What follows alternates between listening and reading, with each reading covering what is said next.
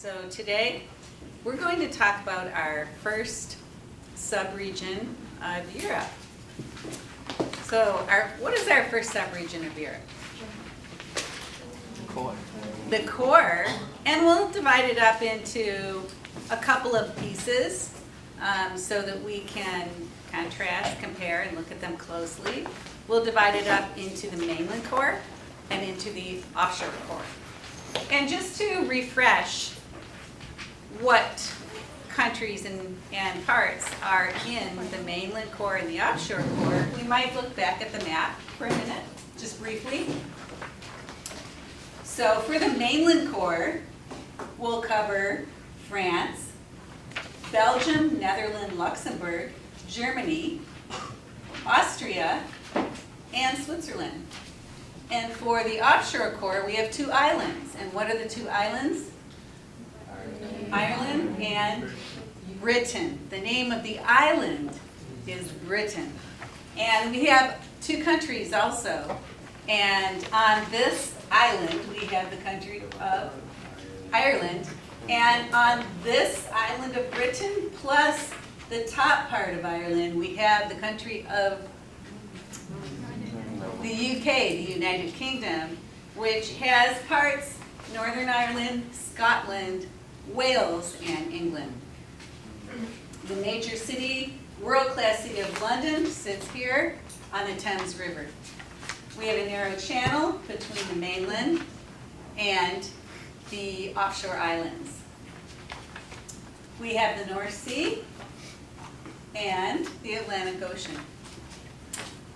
So let's go ahead and look into Germany.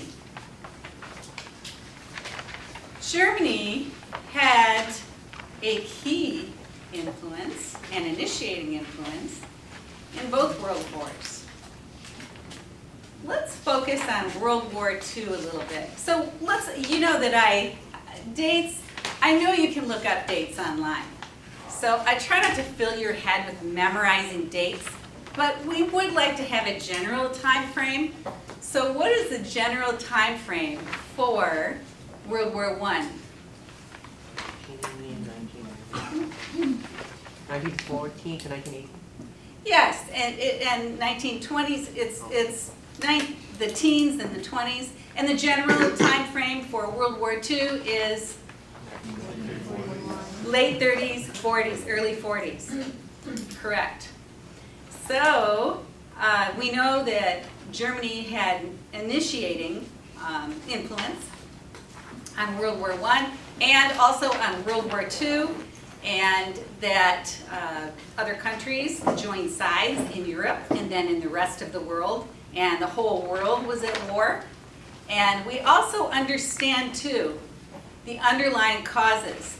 And again, I know you can look up, you history buffs, look up online, check out the story of the war. But for our purposes, what I'd really like for us to focus on is those forces behind it. And we've talked about centrifugal forces as being forces that tear people apart and make cultures and peoples fracture up and split apart. Make people take sides. These are polarizing influences, meaning one side goes against another side. Each side thinks they're right. They equally think they're right. So I really like to focus on those causes as the causes.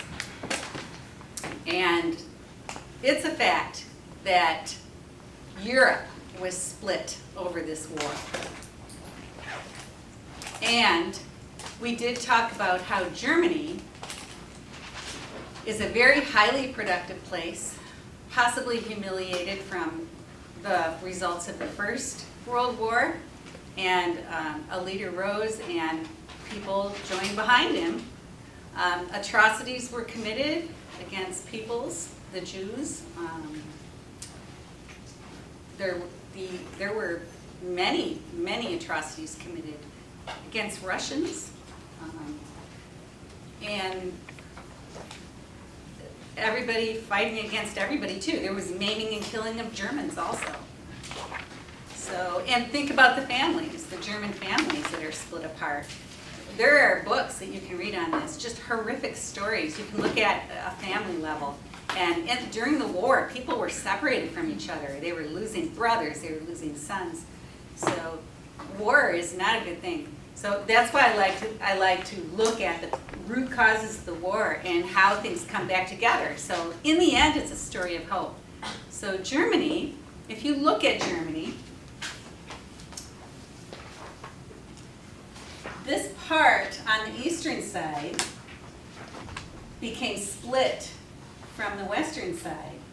This known as Saxony, and this side was assisted greatly. The United States did step in with some funds known as the Marshall Plan, but it was only Western Germany, which this is the side of the Allies and the United States. So this side was given funds to rebuild, and it wasn't so horribly, I won't say it wasn't damaged from the war, it certainly was, but it rebuilt so much more quickly than the east side.